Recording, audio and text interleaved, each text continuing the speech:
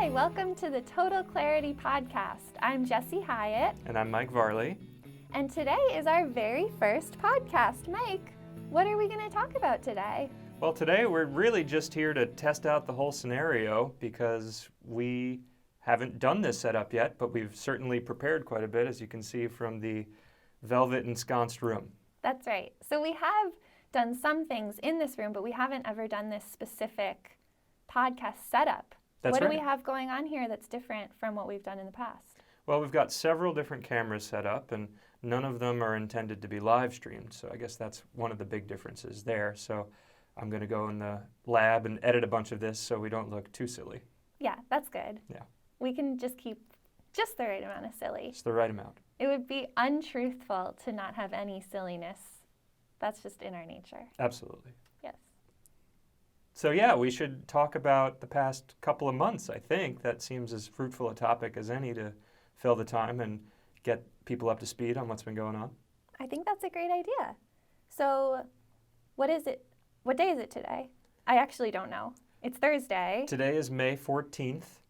As of yesterday, it's been... Why are you looking at me like that? I don't believe... I thought it was like the 18th. Oh, Is it the 14th? It's the 14th, Okay, yeah. I believe you. I guess I'm glad you thought it was the 18th, because then it means we have 4 more days. Oh, yeah, extra time. Yeah, Whoop-de-doo. I would much rather to think it was later and have it be earlier than earlier and have it be later. That's true. Both things have happened to me before, and this felt better. Yeah. So it's March 14th. Yesterday was 2 months that I had left my job. That's true. Yeah. It's May 14th. You just said it's March 14th. Oh, But yeah. March 13th was the day that you left your job. That's right. Yeah. So Yeah. It's been 2 months and a lot has changed in the world and individually. Sure And at the has. same time, not the things that were expected to change have changed. That we had previously expected. That's right. That's true. So we had set ourselves up for a massive shift. Yeah. Already. Yeah. And we had it all planned out. And we kind of knew what every day was going to look like. And then we still got the massive shift, but it wasn't what we had planned at all. Yeah. And many people listening and watching may already know what we were planning.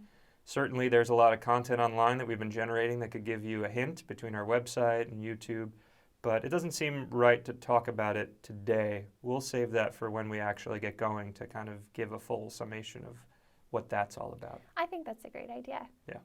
I think if you don't know what we're talking about, it's possible that you're catching this podcast at a later date and maybe there's even more information. Yeah. And there's a few videos that explain it anyway, so Yeah. hey, click around. Yeah.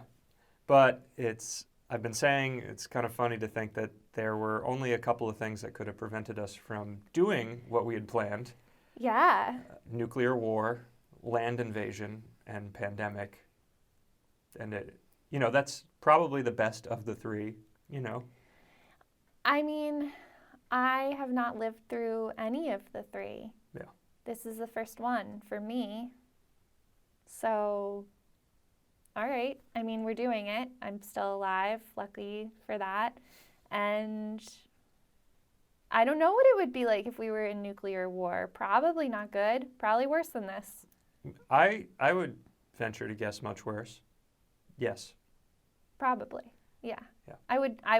That's my imagination about it. I don't even think pandemic ever crossed my mind. Like, you're saying that there's 3 things that could have prevented us. I think that's true, but I don't think I ever even considered that one of those 3 things would happen. No. And this maybe is ignorant, but I didn't think that a pandemic was real. Do you know what I mean? I didn't think that this type of global pandemic could even actually happen. I thought it was something that you see in sci-fi movies, and it's this invisible thing that's spreading around and uncontrollable. And I honestly just didn't believe that was a thing that could actually happen. Yeah. I mean, in some ways, it seems like it's a lot harder to have this sort of thing happen nowadays. And in other ways it seems like it would be much easier, which kind of sums up the whole experience living through this thing, which Right. is that nobody knows anything, and it's totally based on whatever you choose to believe magically that day, that hour.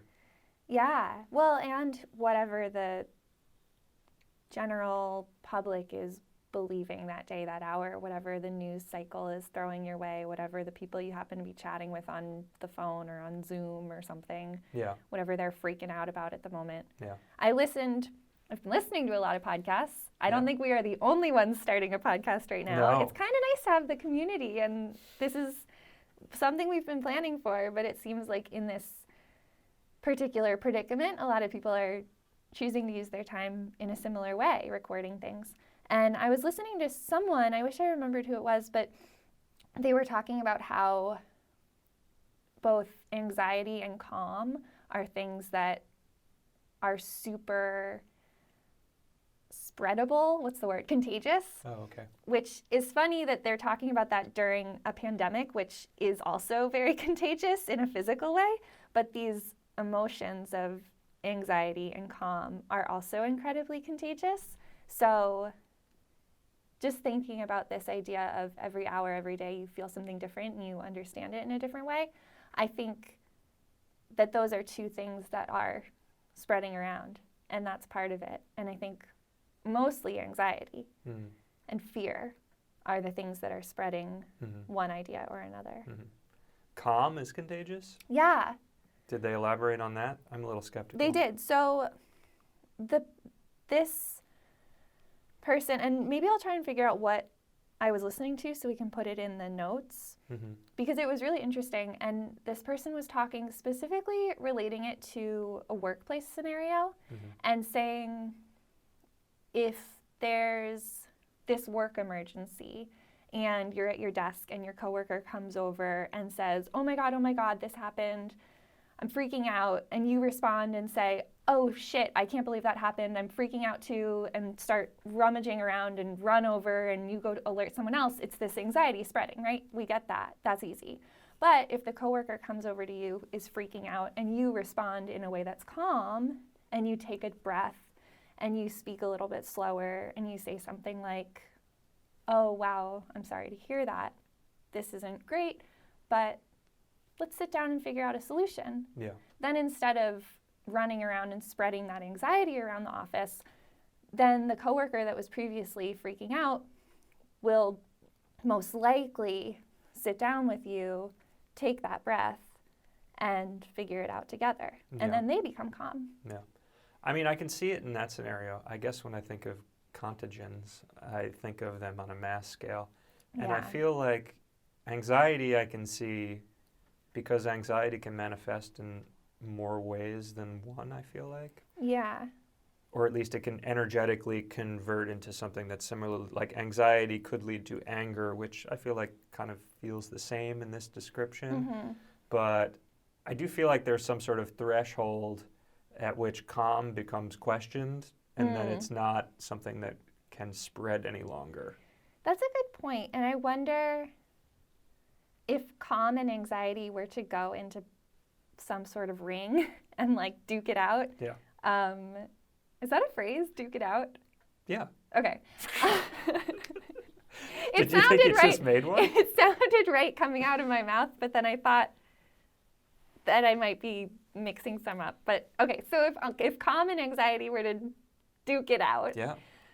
I wonder which one would win. Because you're right, anxiety sort of does have this, you see, sometimes if you're feeling, and this happens with me and you, sometimes I'm feeling anxious and I've used this phrase before, unnervingly calm. Mm-hmm. And then it doesn't help my anxiety, it doesn't spread.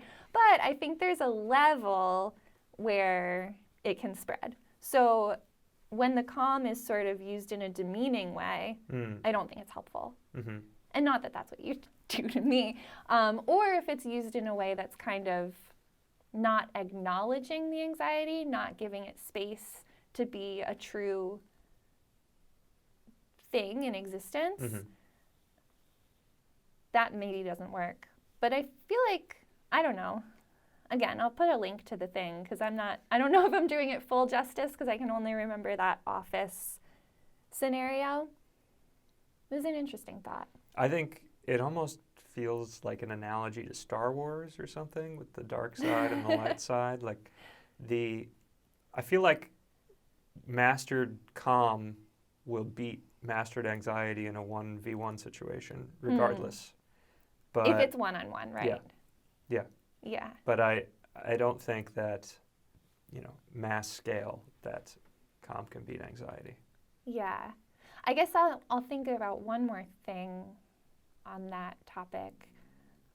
I'm thinking if there's a leader that is calm, then that would be a way to spread. If people are already looking up to someone and they're calm, I do think that would have the ability to spread to the masses. Whereas if you're looking up to someone who's anxious or based in fear, then that will certainly spread. Yeah. I think that's a good opportunity to talk about our president. Okay. In the first podcast already? I mean, you brought up a leader. A leader, yeah, that's not necessarily... And calm versus anxiety. That I did. Let's do a thought exercise. Okay. Let's imagine Okay. that somebody is a Trump supporter. Should I close my eyes? You don't have to. Okay. And they are being assuaged, they are being calmed by what the president is doing presently. Take me through that scenario. What would a person who is experiencing that feeling from the president, what would the thought process be to get there? Do you think that there are people that are feeling calmed by him right now? I think that there is an infinite number of emotions, and there must be some people that feel that they are calmed. I mean, I could go through this and come up with something, but let's hear what your thought is first, and then I'll try and present mine. Well, I think I could make something up. To be clear, I'm not an expert in this. I just listened to one person who was an expert explain an idea for about 15 minutes. Yeah, that's fine. Okay. Well, so the prompt is a Trump supporter being calmed right now by Trump. Yes. By listening to him speak. Yes. Wow, it's such a tangled web the way that I would process that, because and I'm certainly projecting in a way here, but I would assume this person, yes, okay, so this person likes our current leadership, president, and looks up to him, listens to what he says, has been listening for 4 years to what he says.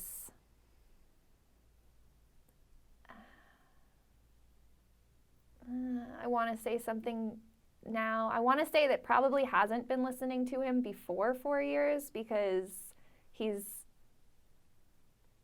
outwardly said that he thinks that he could sway people because people are stupid. I think if you've heard that, you probably wouldn't be respecting him now, but I don't know. That's a little too much. I'll back it up. If this person has been listening to him for 4 years, likes what he says, feels comforted, I think the comfort probably comes from having your fears validated.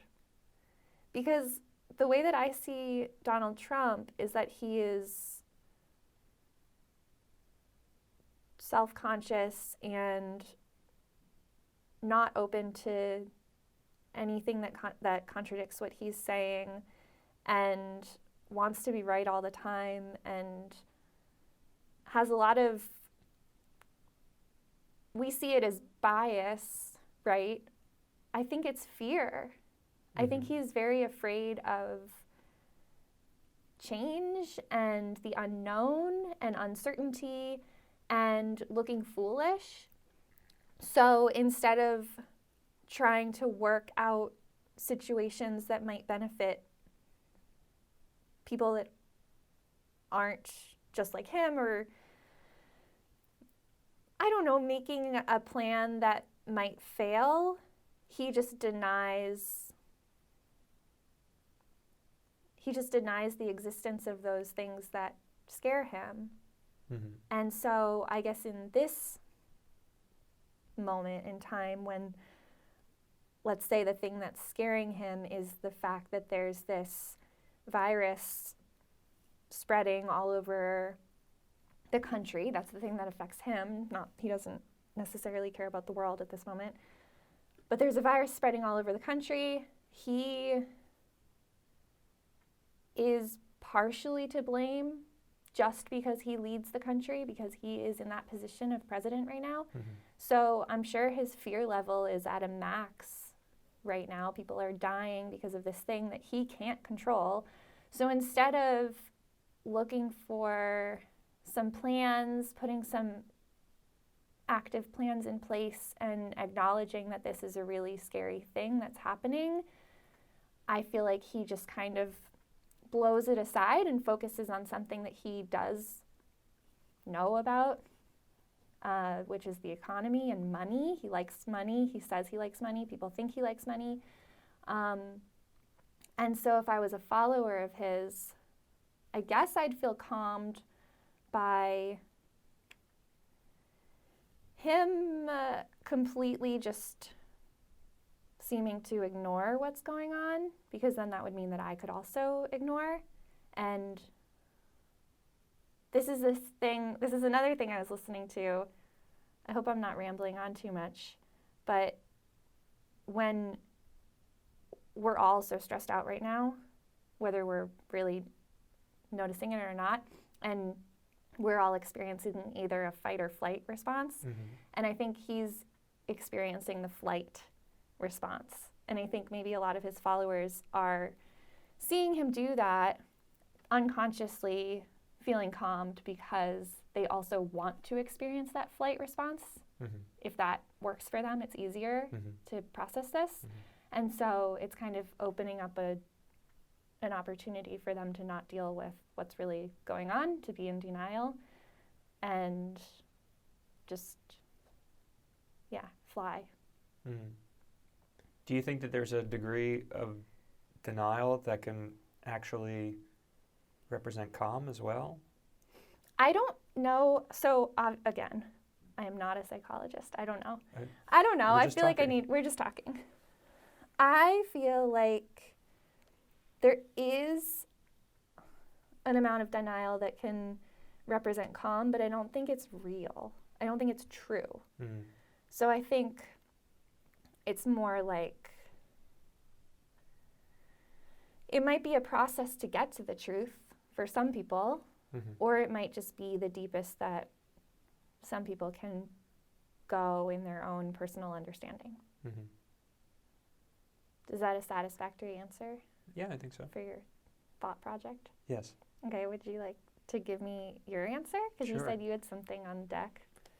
I don't know if I have something on deck necessarily. I had the beginnings of somebody coming on deck.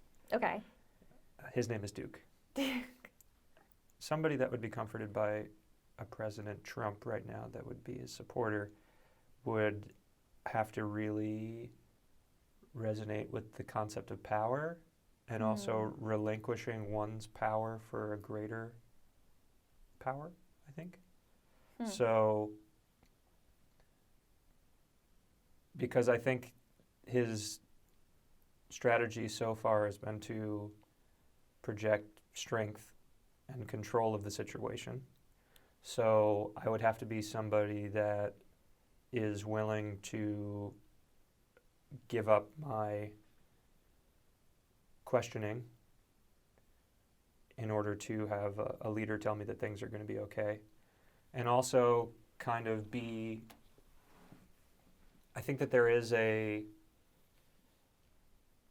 degree of the economy being a rallying for people and having that be the focus to get back on track, because that represents my ties to my country, which I have because my person is in power, I have elevated levels of desire for success. So that is the message that we're getting across or that we are receiving currently, as far as I can tell, is to try and get things back to normal. And so if I'm being told that there are tests and I'm being told that things could have been a lot worse or things like that, I'm not thinking about it critically, I feel like I could potentially be calmed by it. If, I also have to be invested, probably to an overlarge degree, in this person's success. Right. Especially in politics. There's such a divide, and I think it stems from you hear what you want to hear, right? Once you've decided that you want to support someone, it's really hard to think critically about what they're saying. Yep. That seems like what you were kind of where you were going with that too. I think, well, circling back to the podcast that I haven't heard that you brought up, I wonder the anxiety calm spectrum. Critical thinking and calm are really difficult things to balance, I think. They can be difficult things to balance. I'm not saying that you can't, and I would say that surely the most foundational, strong calm comes from being able to critically assess something and get to a point where you feel comfortable. But I wonder, the quickest way to calm would be to take somebody at face value, And if people are looking for calm, then critical thought would impede the quickest path. Oh, that's interesting. Huh. I don't know if I like that idea. No, I mean, it's kind of a scary idea because you'd like to believe that critical thought is what leads the way in most situations, Yeah, or that without it, we're not going to move forward. I guess that's what you're saying. Without it, we're not going to move forward? Without thinking critically, we're not going to move forward. We would just stay statically where we are. I think you can move forward without critical thought. It will just I guess you can make change without thinking about it. You just have no concept of what it's going to do. Yeah, it's directionless. Right, okay. Yeah. So I think we should continue to think critically. It's just hard in this time frame because right now there aren't a lot of things that anybody agrees on for the facts to build. To build a critical understanding of the situation would require more foundational blocks than we have. Yeah. Well, I think my understanding is that there are people that are building on it in smaller communities and probably within, say, the medical world or the scientist world. I would assume, and I guess I don't know this for sure, but I would assume that there are facts that people are, maybe 99% of the people in those worlds are agreeing are facts. And they're building on those. But then what filters out to the general public, and because I don't have a science background, I don't have a medical background at all. I used to faint in health class every single week. I don't know anything about any of this. So, but I am a critical thinker. So when information comes filtered to me, I do think about it and I try to consider it, but I also have no background. So then I'm trying to do my best to keep up with all of this new information constantly, and I don't know what's right and what's wrong and what to build on.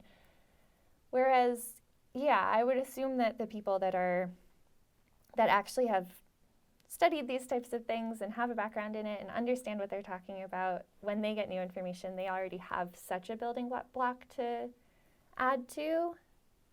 Unfortunately, it's just not those people then that are able to filter the information out to the general public, it's a whole mess of people that have an agenda or just aren't that good at writing or don't understand the concept so they get it wrong or, you know, whatever it is.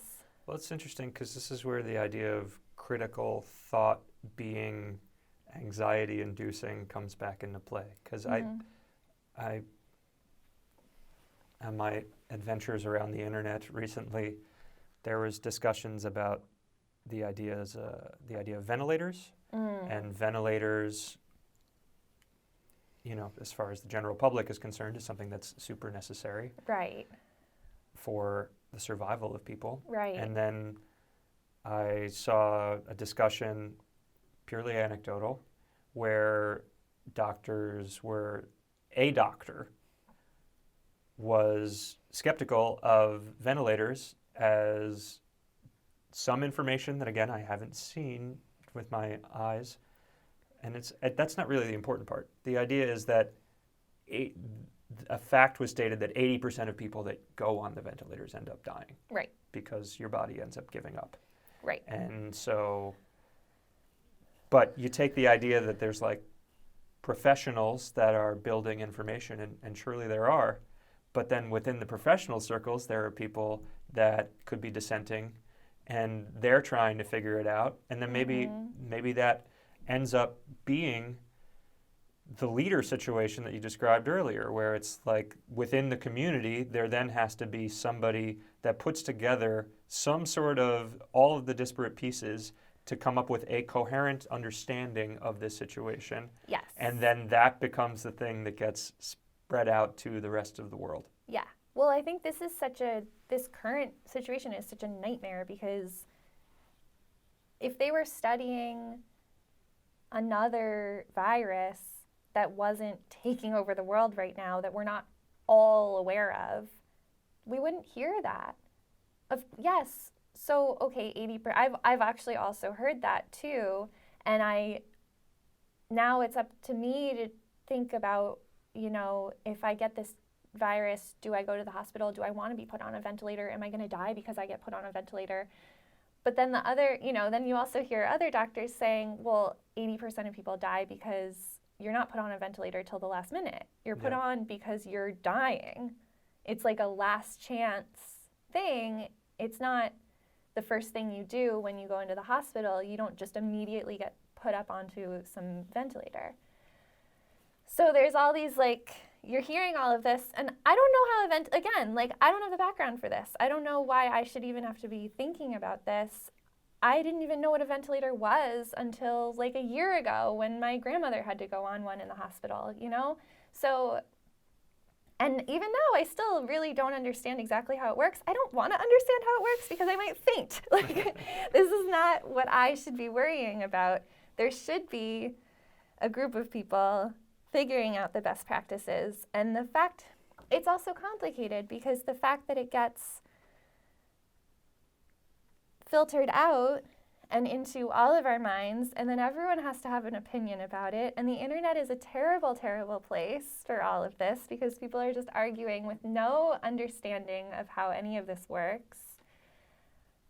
Well, not everybody has to have an opinion on it. And I guess that's the difference between critical thinking and thought management, maybe. I don't know what you would necessarily call it, but that seems as good a description as any presently. The idea that it's like, wow, there's a lot of information out there. I am not going to be any closer to understanding it at the end of this panic that I'm feeling temporarily than the beginning. So maybe it's okay to not think about this presently. Yeah. And for some people that can immediately be pointed out as like, well, you're just burying your head in the sand. But it's like, I think it's just a recognition of there are things that I can control, things that I can't control, and things that I have the ability to have opinions on and things I don't have the ability to have opinions on. Right. Yes. And I think it's very difficult, and I think a lot of people have what I have self-diagnosed myself as having, which is anxiety and obsessive compulsive thoughts. And so when something like this comes up, I have to actively fight my brain to tell myself, okay, you don't have the background. If you do end up having to go to the hospital, you're going to have to trust the doctor. You're not going to be able to control this situation. But my whatever anxiety OCD thing is telling me, you must get to the bottom of this. You must have a plan. You must figure out whether or not ventilators are good or bad. You must know, because if you don't know, you're definitely going to get the virus. You're definitely going to stop breathing. You're definitely going to go to the hospital, and the doctor is definitely going to give you the wrong thing. Right. If you don't figure this out right now, you have to constantly think about it, because if you don't, something bad will happen. Yeah. And of course that's horse plop. That is exactly what it is. Yeah, but so it's fighting, and this is me, someone who has been managing this since I was 7 years old, this way of thinking and being aware of it in some capacity, and only being more and more aware of it as I'm getting older. But I believe that a lot of people don't even realize that that's how their brain is working, and then they just feed into it. Mm-hmm. And then one person comes across another person on the internet, and they don't even know each other, so they're just upset. Mm-hmm. It's hard not to get wrapped up in it. Totally. Why don't we talk about New York? Okay. What is your assessment of New York in these past 2 months? In these past 2 months of New York? Specific, broad, whatever you like. Well, I kind of feel like, I guess I'm going to start broad, because I would need a better prompt to go specific. Okay. New York is where we live. That's true. We are here. Currently, Yes. A lot of people left.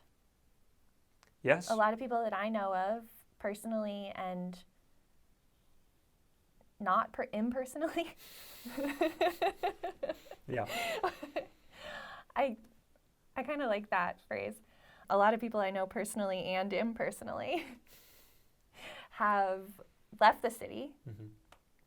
whether either as soon as the stay-at-home orders came off, or when people realized they were going to be working from home, either went to second houses or stay with their parents or whatever. But we stayed, and a lot of people have stayed. And it's definitely, at the beginning of this whole thing, I was getting a lot of calls and text messages from friends and family that don't live here checking in, because I'm sure New York City was on the news all the time. We were the new epicenter of the virus, and nothing good was being said on the news. It was all pretty terrifying. And it was a weird feeling for me to know that that was happening, but to not really see it in, like, directly, you know? I wasn't going on the subway, so that was weird and new. We haven't left Brooklyn for almost 2 months now. We walked across the bridge to go into the city. Yeah, the first week or two. Right, to pick something up, yeah. to pick up a package. But we haven't left, well, we went to, and we've gone to Queens because we're on the border of Queens, but we haven't done anything, we haven't gone further than a 6-mile radius around our house. Yeah. Which is strange. We live in New York, or I moved to New York because I liked the energy of it. I liked that there's a lot of people here. I like that there's a lot of opportunity.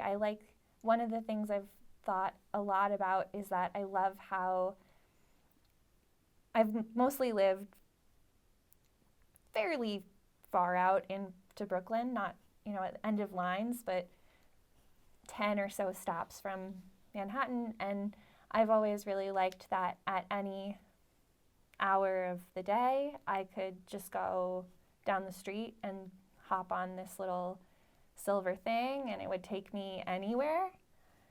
and it's the same price to get everywhere, and it might take a little while, but it's just a direct shot. I've always thought that's so cool, and that's not happening now. And so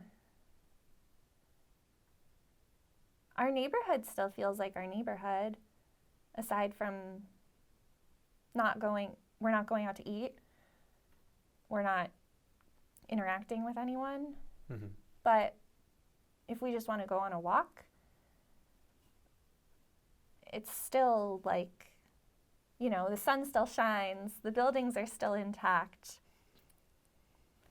We're not seeing people dead in the street or anything. It's not an attack on your senses constantly, but you are wearing a mask and you are seeing people wearing masks and you're not interacting with anyone. You can't even really smile at them. When you try to wave hello and yell to the neighbor across the street, it's hard to hear because you have the mask on. And yeah, interacting with people is weird and difficult now, and everyone's on edge, but I don't know if that's necessarily a major difference. It's New York. People are on edge. Mm-hmm. I don't know that feels much different to me. It's a different kind of on edge. So what's your feeling about New York in the last 2 months? When you were saying that there's not dead bodies in the street or anything like that, one thing that I remember at the beginning that was interesting was it was unclear to me if I was hearing more sirens or more aware of sirens. Mm. Because we also live near a fire department, so there are sirens that'll be happening, and it's a natural inclination in the city to just put background noise into perspective, because if you didn't, you'd constantly be at the window trying to understand what's going on. But I do think that those first couple of weeks there were a higher than normal level of sirens. I would agree with that. I do think that too. So that was interesting, thinking about that in retrospect. What was your feeling, or did you have any feeling about that when you would hear sirens and notice, oh, that's the 10th time I've heard a siren in this first half of the day, for example? Probably not the same feelings you had. I'm not sure. It didn't fill me with anxiety. I think it was more just a tapestry of noticing. Those first couple of weeks when everybody was getting their feet under them, trying to figure out what to do, what to say, mostly at the media level was the thing that interested me the most. Mm. There being this period of time where there were commercials on television that were just in no way relevant and seemed trivial. Mm. And now the commercials are uniformly about the virus. And it's a really unique feature of our economic consumer system. I don't know if I want to say capitalist or not. I think it's just consumer as far as it goes. Mm. Is that it can really create this interesting backdrop in really fast time. Sure. So there's just a motivation. I don't know what the motivation is. Somebody in the ad agency would be able to tell us if you have a certain booking for, you have commercials on CBS for a quarter and you have to fill them because you already bought them in advance, or you really do feel a need to associate your brand with caring for people. But it switched over, and then all the commercials are about, the funniest ones are the car commercials where they're talking about we'll give you 2 months free and we'll... Or they offer to give a discount to nurses and stuff. Yeah, Like on a buy Cadillac. Yeah, exactly. On a $70,000 car. Exactly. Yeah. So, Which I'm sure the nurses that are working 14 hours a day right now are going home and watching Cadillac commercials and just dying to buy their Cadillac. yeah. So I don't know how I guess I do know. I don't feel entirely positive about the way that everything just gets repopulated with new set dressing related to this, but it's not high on my priority list of things that like need to change about this world. It's just kind of observationally like, okay, yep, we got to respond, and this is what our reality is. It is a consumer-based, entertainment-driven, vehicle, and so it just doesn't make sense to have jokey commercials on right now. So Right. Although, I have seen a couple. wouldn't that be kind of nice? I think it would make sense. I think people are so inundated with constantly hearing about the coronavirus, and I feel both ways about this. There's one part of me that thinks, yes, we should all be thinking about it all the time because people are dealing with it. It's a real thing. You and I have been lucky that we haven't gotten sick and haven't had it that we know of, but plenty of people have gotten very, very sick. A lot of people have died in really terrible ways. And maybe we should all be collectively thinking about it, and maybe that'll bring some sort of energy or power to it.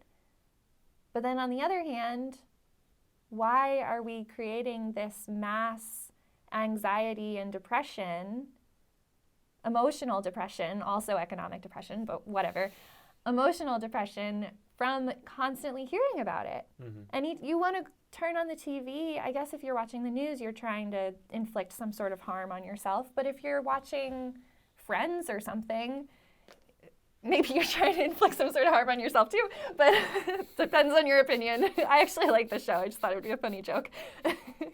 But I think if you're just turning on the TV, maybe you want to unwind, maybe you had a hard day, maybe you had 5 panic attacks already.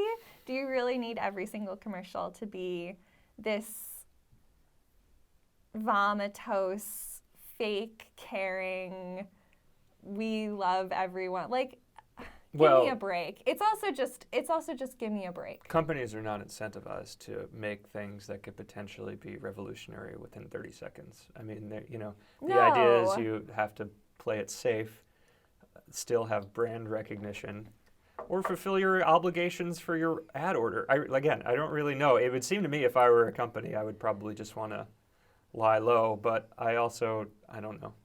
There are a lot of people that are very smart, driven people working in advertising that maybe they want to get their say out there right now. Yeah. But I mean, I agree with what you're saying, but it would take an exceptional effort because you have to communicate that to people that are probably like, what do you mean we're going to make a joke right now? Right. No. And I also am not in that position, Yeah. and I don't know what I would do if I was. Yeah. Ultimately, for them, it's probably not the right time.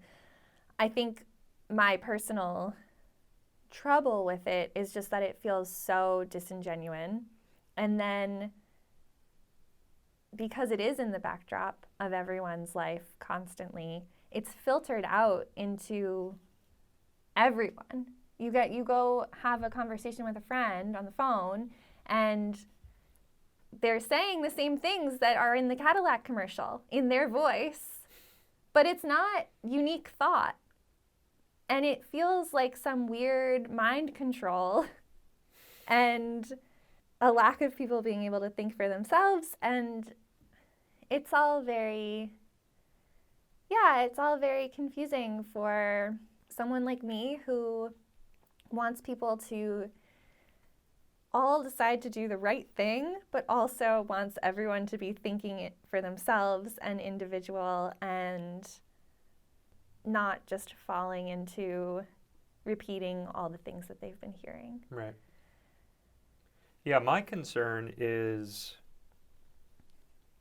and this applies to advertising, but it applies to life in general, is when people will feel confident enough to start deviating from the prescribed idea of how we should be reacting.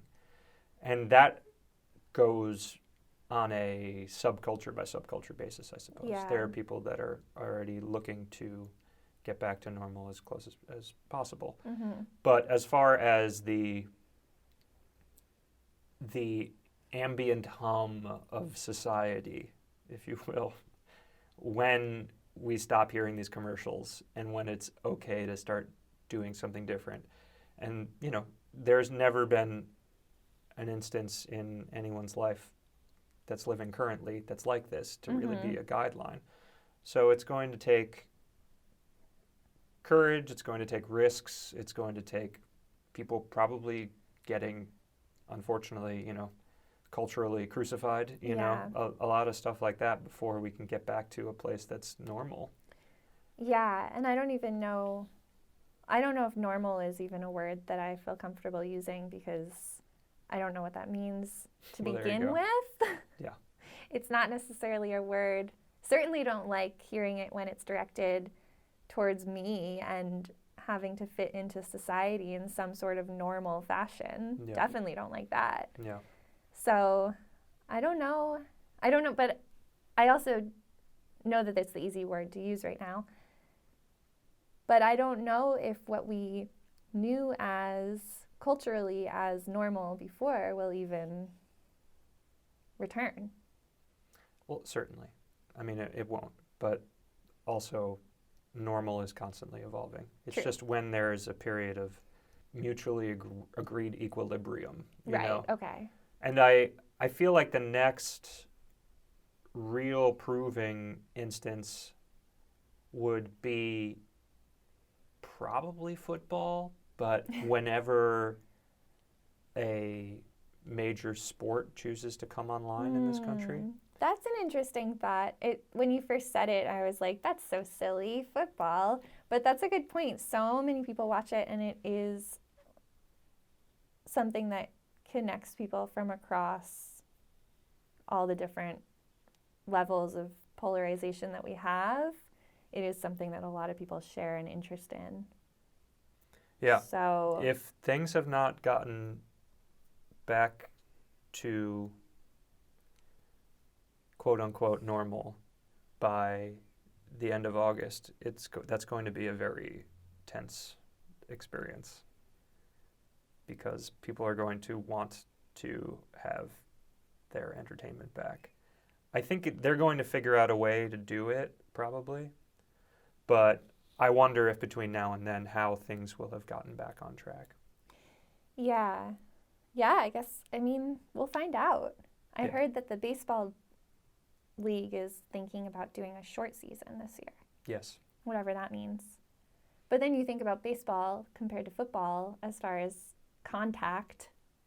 Yeah, no, it seems plausible. Seems easier to make baseball happen. They're also talking about not prorating the players' salaries. So that could be a definite holdup.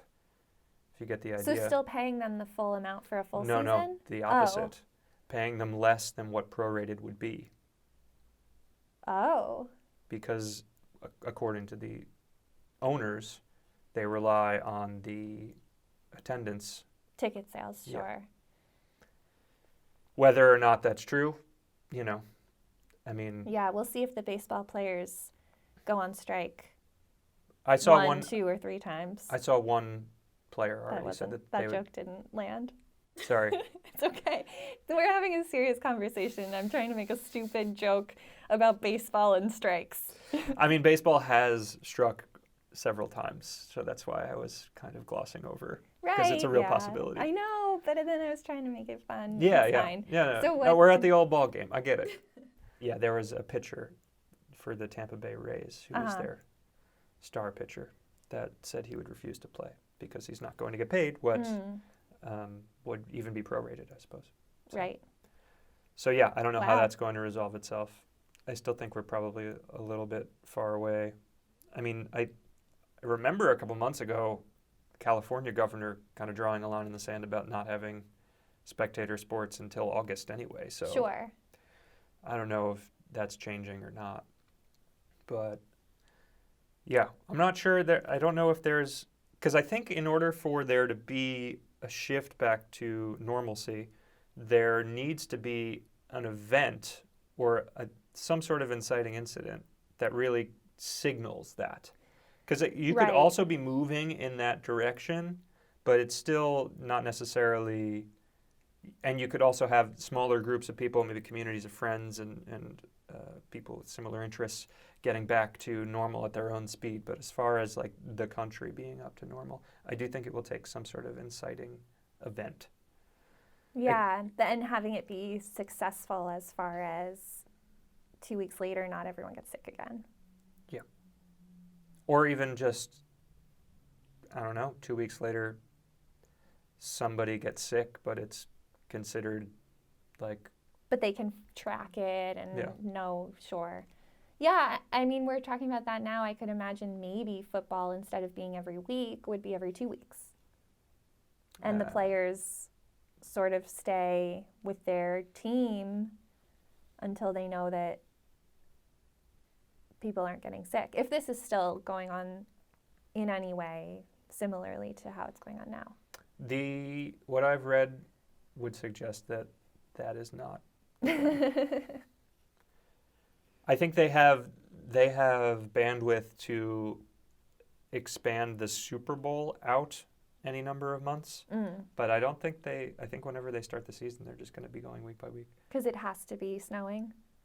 No, it doesn't have to be snowing. And I'm in just fact, what is that dependent on? The stadiums aren't used for anything else. The players don't play other sports. They wouldn't be able to extend the season longer. I think I don't know if there's only one or two stadiums maybe that play baseball and football, but that's irrelevant. I just think that the level of logistics involved in planning this whole thing doesn't allow for that level of flexibility. It has been interesting to hear just the differences between the neighborhoods, I guess. And going back to what I was saying about how New York is such an interesting and vibrant place, and how no matter where you live in I was going to say the 5 boroughs, it's really the 4 boroughs apply to this, not to leave out Staten Island yet again, but what I was saying about being able to just hop on the train and be anywhere, you just can't. You can't do that in Staten Island. You have to get on a ferry, then you get on a train. So you could do that. But this idea that you can do that and you can travel all over the whole of New York City very easily also means that you're a little more aware of, on a personal level, things that are happening in other neighborhoods. Whereas now, I'm really only aware of what's going on here, where we live, and a little further east of here, a little further west of here, just the places where we've been walking. But I hear things and I read articles that I guess are people that live in Manhattan or closer to the city, and they're talking about things that I'm not experiencing at all. For example, the 7 p.m. clap thing. We've talked about this a little bit. I don't really want to go into it too much right now, but that's not happening in our neighborhood.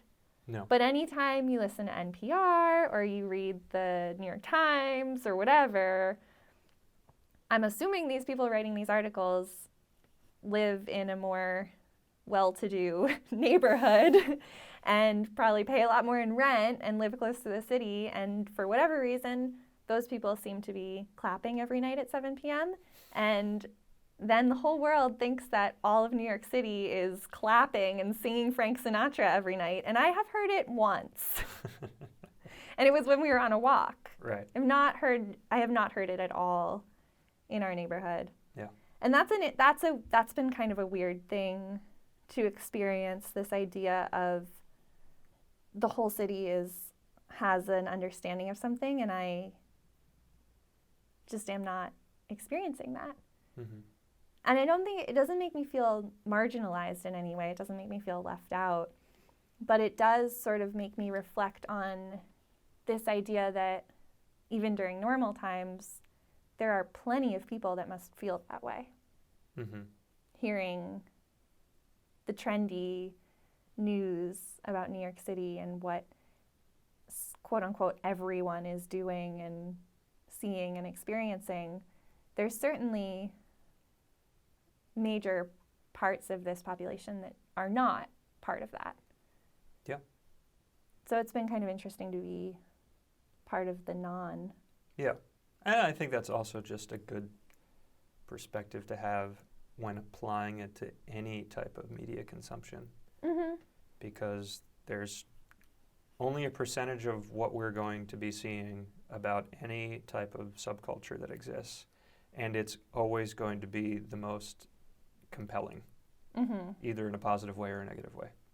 So, yeah, I mean, it's not a story to hear about how we do our laundry, Right. although it is interesting, Right. like having to go there and drop off the laundry because they don't let people in, Yeah. and, interacting with those guys over there and having set curfews for when you can be involved there, and Yeah, that's true.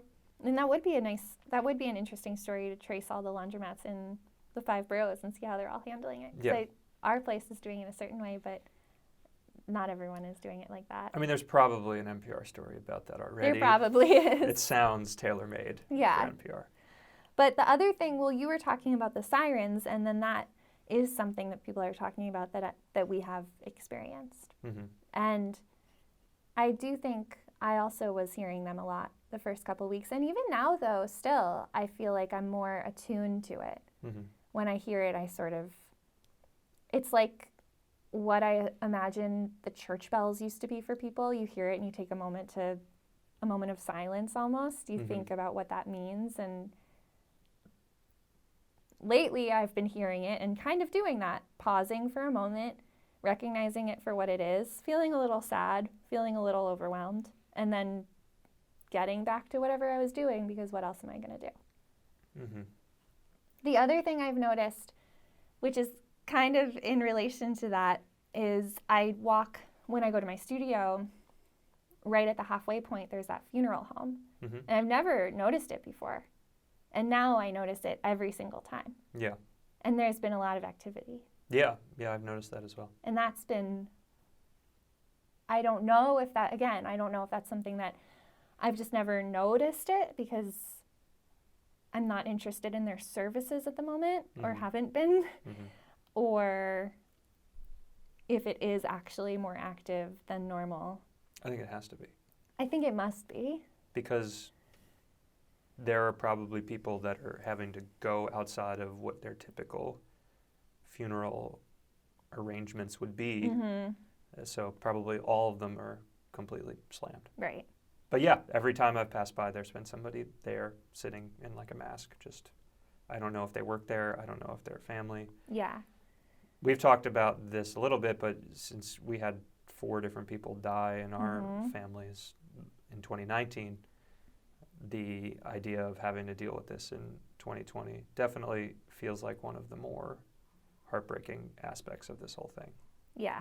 To not only to not be able to see somebody potentially when they're dying, to not have access to the traditional grieving process, and then the consequences on different people past the death when they feel that they've been deprived that experience, to have to get over something like that. Right. And to have to do it in a way that this is not only my experience, and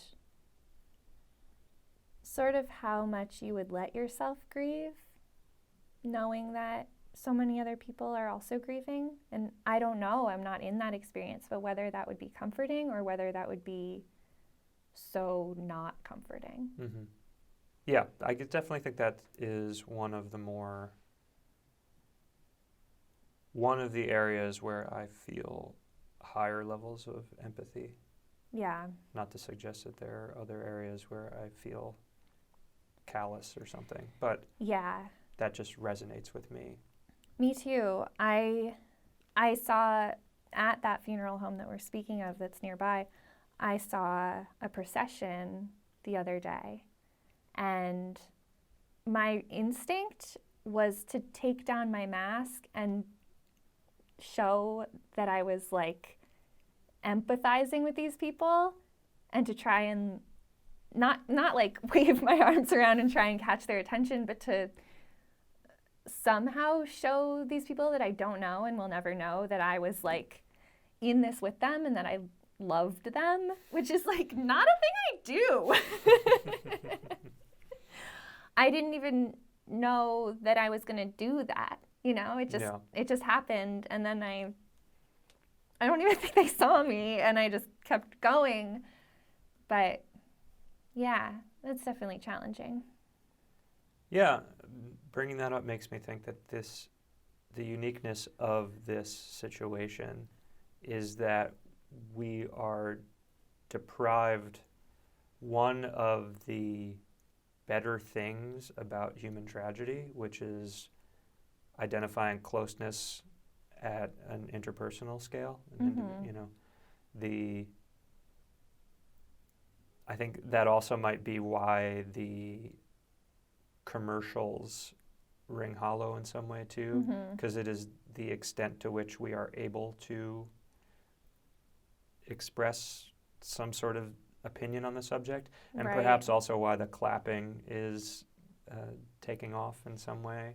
Right. But it's some sort of desperate grasping at community. Yeah. But like something like after 9/11 or something, there is a much more individual connection with people in transit, on the street, things like that. I mean, walking around the city now, we have had isolated incidences where just saying hello to somebody feels way more meaningful than normal. And I think that's a pairing. I've always said that I feel spring is the best time in the city because people are able to stop looking down because it's so cold and look up at each other. But I also just think that people are starved for any type of positive connection. And so there's instances of that, but that's the minority. And the fact that we're all masked figures walking around and that can't touch each other and need to be a certain distance away from each other, and at least not even just be cognizant of maintaining personal space, creates a situation that, deprives us of one of the positive aspects of tragedy. Sure, that's a good point. Yeah, and not only deprives us of it, but twists things around so much that we very much don't want that. Yeah. And we're afraid of it. I don't know. I think that there are a lot of people that, I mean, I know I want it, you know, like I want to be able to have that connection with people. I feel there is a non-trivial, right? Meaningful. There's a non-trivial value to being able to communicate energy in a positive way that is being shouldered for the time being due to an abundance of caution that is presently appropriate. But again, when does that become decided that we can discard that and get back to another tier of human interaction, you know? Right. I'm not sure when that's going to happen. But I do think that I don't have that fear personally. Okay. But I understand that other people can and do. Yeah. I do. Yeah. Not constantly, but from time to time when I'm out, I feel like I'm being guarded, both to respect everyone, because I kind of assume that everyone's afraid of me, and also because there is an element of fear that I have, that there's this invisible thing that could jump off of someone and try to attach to my DNA, you know? Right. Yeah, the respect one is really interesting because it is very blurry. Yeah. I feel very often that I'm disrespecting somebody by behaving differently than I normally might. So I know, and I told you about what happened just a week ago or so when I was walking home. I was right down the street, and I walked by a young guy, and there was a flower bed, and I decided to walk into the street instead of walking right next to him. You know, the flower bed makes it so there's only like half the sidewalk, so you have to walk shoulder to shoulder. And because of what we're being told, oh, also this guy wasn't wearing a mask, whatever. I didn't care that he wasn't wearing a mask. Personally, I didn't feel afraid, but I felt, okay, I like to follow the rules if I can, to some degree, if I think that they're useful. And I decided to walk into the street, and it seemed like, in my mind, I was totally doing it to be respectful of this person who I just kind of assumed, oh, he's going down this, maybe he lives right here. He's probably just going for a walk around the block. I'm probably on his block, and that's why he's not wearing the mask. And I am wearing the mask because I was on a longer walk, and I'll just go into the street, and it's no big deal for me. Mm-hmm. And I even looked over and tried to smile at him, but all that was showing were the corners of my eyes, so he didn't look over my way. And then I heard him mutter under his breath that he was clearly upset about what had happened. Mm-hmm. And I don't think I handled it well, because then I just kind of muttered under my breath something back at him, and then he muttered back, and like, it wasn't good. It wasn't bad, but it wasn't good. And later I realized I should have... Bunch of tough mutters. Stopped. Yeah. But I realized later the move would have been to still do what I did as far as walking in the street. I don't think that was bad, but I think when I realized it had offended him, I should have just stopped and said, hey, I'm really sorry if that offended you.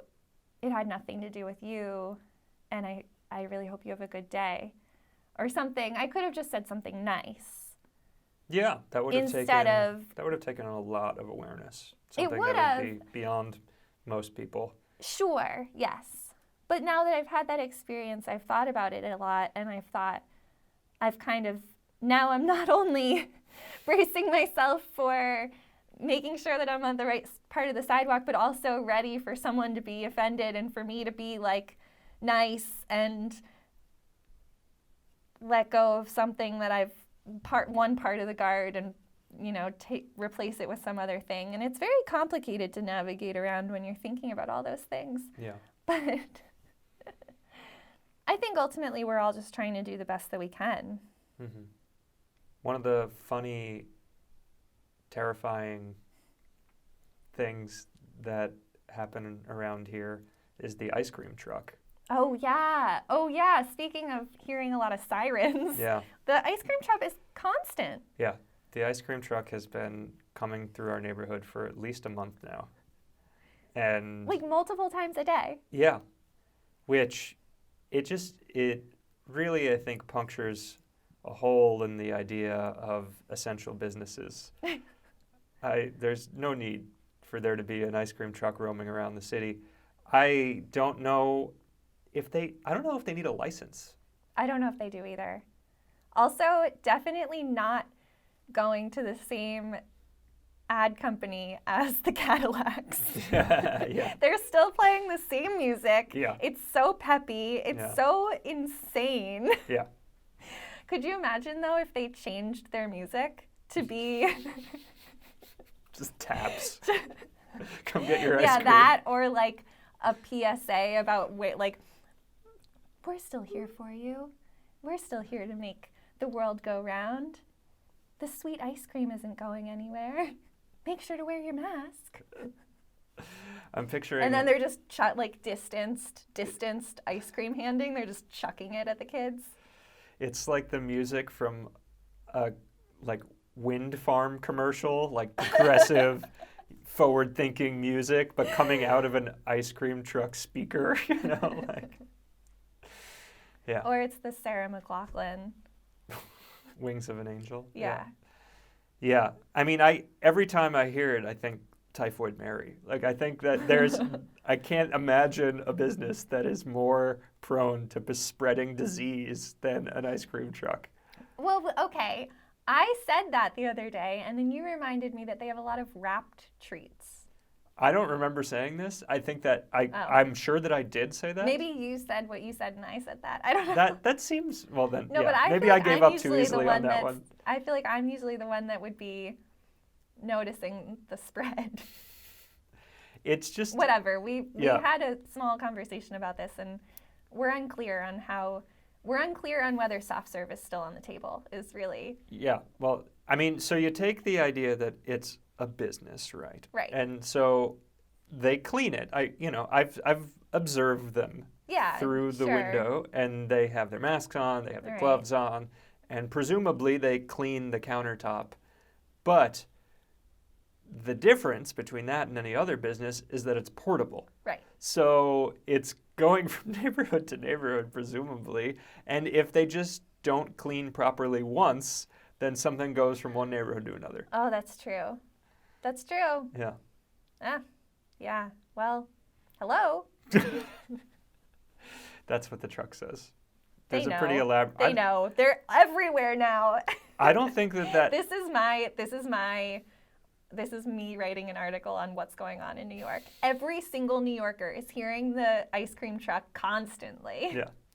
I don't believe I have heard this particular ice cream truck song previous to this neighborhood. Oh, really? Yeah. I don't know. It's I can't think back. I didn't have an ice cream truck in my neighborhood growing up.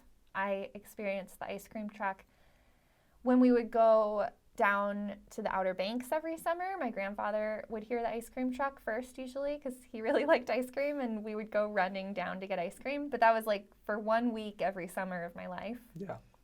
And then in New York. But I don't remember. This song is now burned into my memory. We've lived here for 4 years or something? Yeah. It is a unique combination of just somebody saying the word hello and then a song, but then also sound effects. Yeah, it's kind of like I've been thinking about, remember Rudolph the Red-Nosed Reindeer? Mm-hmm. And you can sing it the normal, here we go again. You can sing it the conventional way, or you can sing it like when you go to school for the first time and you learn all the little fill-ins. Yeah. You know? Yeah. And the ice cream truck just has the fill-ins. Yeah. It's like a kindergarten class singing Rudolph the Red-Nosed Reindeer. Or the wheels on the bus. Or the wheels, yeah. Yeah, if I'm able to get a recording of the truck before I edit this video, I will put it on. But I'm making no guarantees. That's good. Yeah. But it is, and I'm very tempted to just start making the noises I with know, my mouth. I thought about doing it too, but that's it's not gonna translate. No. We can speak in ice cream truck to each other. Yeah. And understand what we're doing, but That's I right. really don't think that the people watching our podcast are going to are interested or able to understand or like that. No. But yeah, I grew up with ice cream trucks a lot. Yeah? So yeah. They came to Huntington? They did. They came to our neighborhood, and they also came to like local parks and things like that. Huh. Turkey in the Straw is a popular song for. Oh, okay. And. Oh, okay. Like Yankee Doodle Dandy. Yeah, like an actual song. Yeah. Yeah, you're okay. So I think in South Brooklyn, where I used to live, that's what it was. Mm-hmm. Yeah, no, I think you're right. I think so maybe this ice cream truck isn't going to neighborhoods and spreading COVID around. Maybe it's just sticking to. It's probably not efficient for an ice cream truck to go through multiple neighborhoods. It's probably just going up and down avenues, But it's still not great. We had an ice cream truck growing up that had its own unique jingle, and then it broke and went to like 60% speed. Oh, wow. And they never fixed it, and it just sounded like a nightmare. Wow. Yeah. But it was ice cream. I can't believe you aren't afraid of ice cream. You really like ice cream, too. I like ice cream, sure. Although I wouldn't get much from the ice cream truck. I'd usually get like candy from the ice cream truck. What kind of candy would you get from the ice cream truck? There was a candy that I remember more than anything called tongue splashers. which is... Oh, I've heard about these. Yeah, Tell it it. is pretty disturbing when you break it down. But it's candy that makes you salivate. Ew. So you'd just be drinking flavored saliva. Yeah, what is it like what is the candy, like what does it look like? Is it liquid? Is it a tab? Is it I don't even know. crunchy? I went to Economy Candy Yeah. a couple years ago and talked to the guy. And of course, Right. you know, the guy at Economy Candy is not a normal human being. You know, he's an eccentric to be generous. And so I try and start a conversation with him, and immediately it's like Willy Wonka. Yeah. And then I'm like, just brass tacks, okay? Tongue splashers. Do you have them? Yeah. And he was like, oh, I remember those. He yeah. remembered them. But no, we don't have them. They don't have. Yeah. And I've looked online, and I don't. So No I dice. have no recollection of what they. And I don't like. I could even be not describing the product properly. I just have Right. this like idea of. But I'm pretty sure that's what happened. You also could have just been like allergic to them. Maybe. I never thought about that before now. Yeah. I don't recall getting a lot of other ice creams from the truck. Interesting. Yeah. But his name was Sitka, Mm-hmm. was the name of the guy that I remember most prominently. Okay. And he used to give candy instead of change, which was definitely taking advantage of children. Oh, sure. And then we had to like yell at him to give it back. And sometimes he As would. children, you had to be like, We like I don't want the candy. I want the I want my change." 30 cents back, and he'd be like, here's 6 pieces of bazooka gum. And we were like, no, we don't want this. Whoa. Yeah. But I kind of, and like, it's heartwarming now. Like, I mean, it's definitely grifting little kids, but I think it's funny. It's definitely funny. Yeah. It's also just bizarre. Yeah. But also maybe he didn't have change. Maybe having a bunch of coins in the ice cream truck. But then make the prices easier if you're not going to carry the change. He definitely had change. There's no way that, because he would, you know, like depending on, he would haggle with, you know, because I mean, most of the kids are not like, it's not their own money. So But they're that's what's tricky, yeah. because then you go back to your parents and you're like, here's some gum, and they're like, where's my money? Yeah. And they're like, gum? Yeah. And then your parents take that to the bank Yeah, to pay their mortgage. Sika doesn't get any of that blowback. No. I mean, there's a chance that the parent doesn't give money so that you can't buy more ice cream. Right, But- or it comes with the kid. but- And you were in Long Island. I could actually imagine, this is just a stereotype.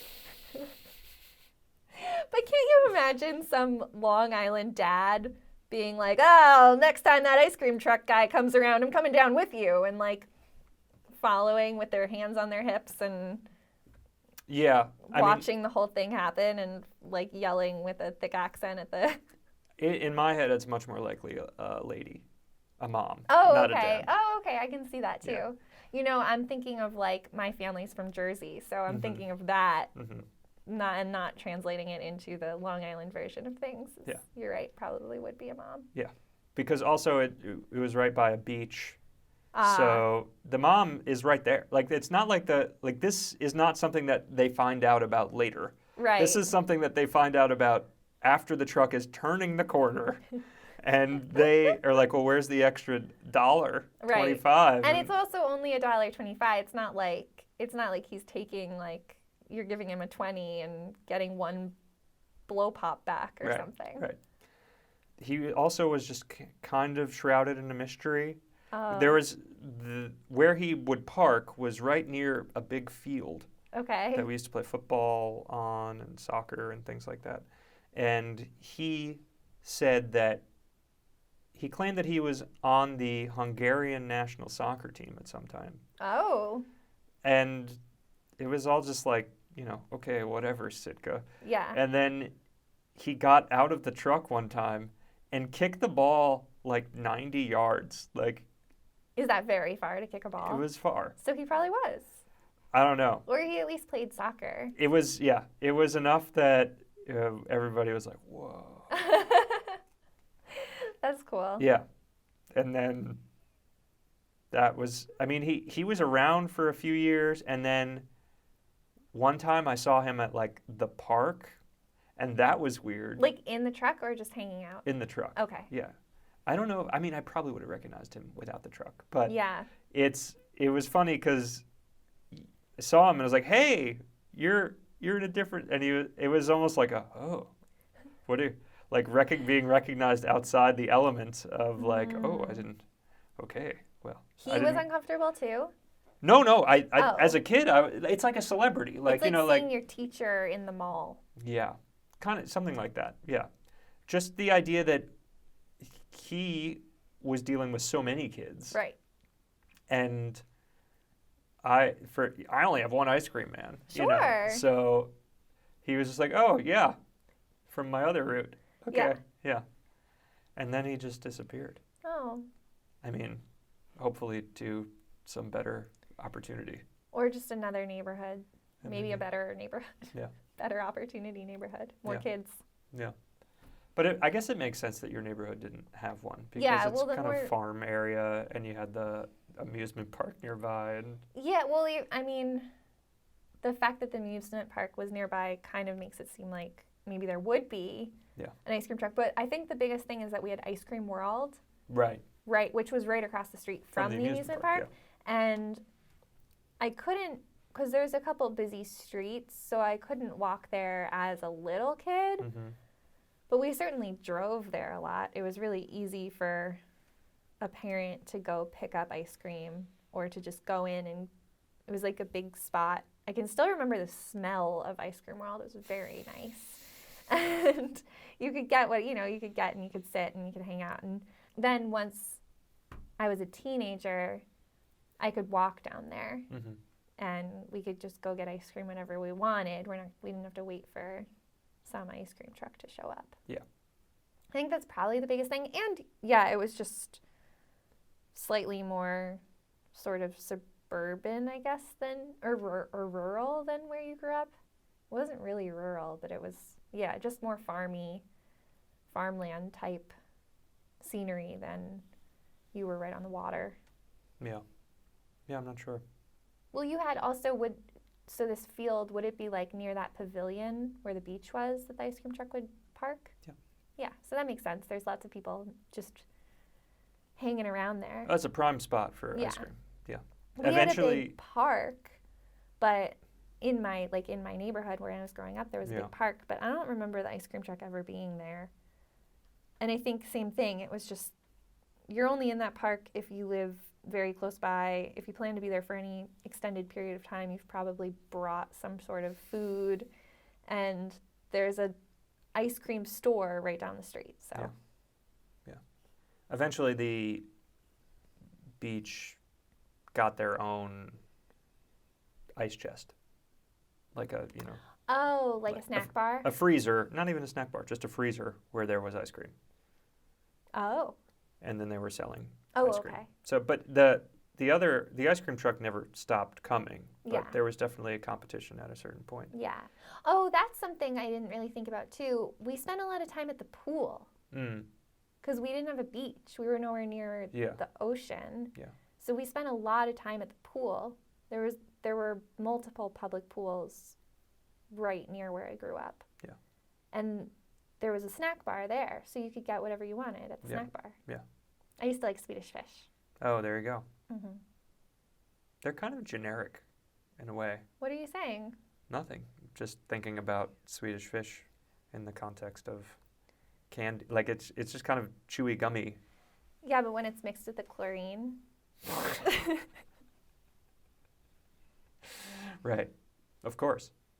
Did you like dunk them in water? No. Not a monster. So then how are you getting this chlorine chaser? It's in the air. You're at the pool. You're at the public pool. You get the Swedish Fish. Everything's like hot. And it's also hot. It's hot out. It was hot in Allentown in the summers. And you'd go to the pool and you'd get your Swedish Fish and they'd be sticky and you're a child, so you haven't really dried off properly. You're like jumping out of the pool, grabbing the money. Everything's wet and it's chlorine water. And then you're sticking your hand into the Swedish Fish and you're eating it. And so something rubs off Yeah. We know all about how things spread now. This is how things spread. Yeah. You still have the chlorine on your hands. You're still wet hands, so you jump in and you put it in your mouth, and Swedish fish mixed with chlorine. Yeah. It's a very unique flavor. Magic. Well, I think we've wrung out as much as we're going to get on the topic of summer refreshment. Yeah, I think so too. Is there anything else we should cover before we go? Well, we came in here with the intention, I guess, of talking about what our time has been like over the last 2 months, and we've spoken less about our personal time and more about the state of the city, the state of the country, Yeah. and how that's making us and general masses feel. Yeah. We could speak a little bit about what we've been doing personally, but we could also just keep that brief. I think a lot of what we've been doing over the last 2 months ourselves is figuring out how we use all of our video equipment. We've made a bunch of really cool 360 videos in our local area. We have made some craft work and work craft videos to highlight my textile abilities. Mm-hmm. And you've been working on some personal projects. I've been working on some impersonal projects, to use that again. I like that. Yeah, I still have work, so I've been working. And what else, do you have anything else to say about what we've been doing over the last 2 months? Yeah, I mean, you could probably break down each of them to a more robust description.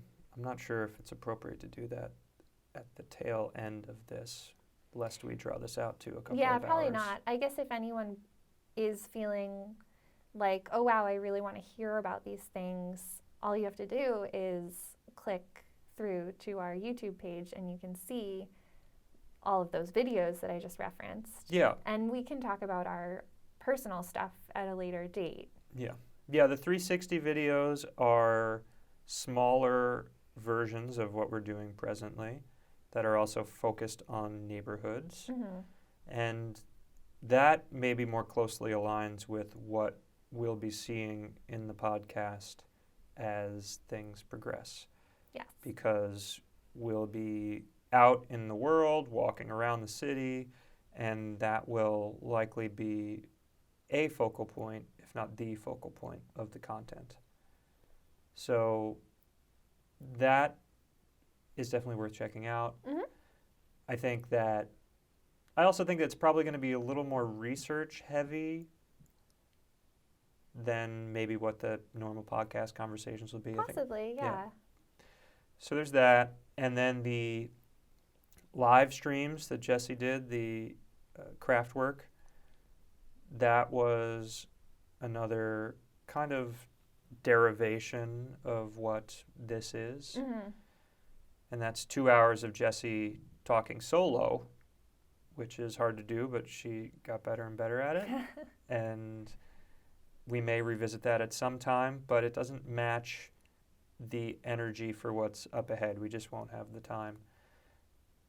Or we're just not going to make the time. We probably could, but there becomes a certain point at which you're really pushing the limits of what's reasonable. Yeah, So. it was fun. Part of that too is that every week I was tasked with finding another craft to do on camera that would be engaging for people, engaging for me, something that we have materials on hand already, something that I at least sort of know how to do. And it was really fun, but at some point I'm going to run out of things to do and start repeating things, and I don't know if other people are going to get bored, but like I'm going to get bored. Yeah. And I already craft all day, every day. That is my job. So, yeah. So, and once we start walking long distances, yes, we probably would be able to do it, but we got to prioritize. Yeah. And then work craft is recordings that are edited together of Jesse working on things.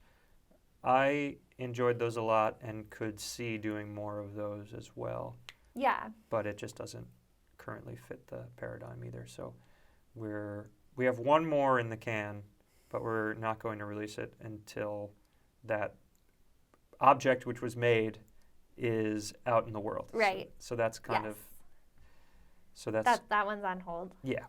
And maybe we'll film some more if we feel like it, and maybe we won't. And Yeah. Well, I'm we're working not on, committing to one or the other. yeah, I'm working on something right now that I would like to get done before we start the big project, Mhm. but it's going to be a race to do that. Yeah. So I'm not going to talk about it anymore in case it never comes to be. Yeah. But pretty excited about that.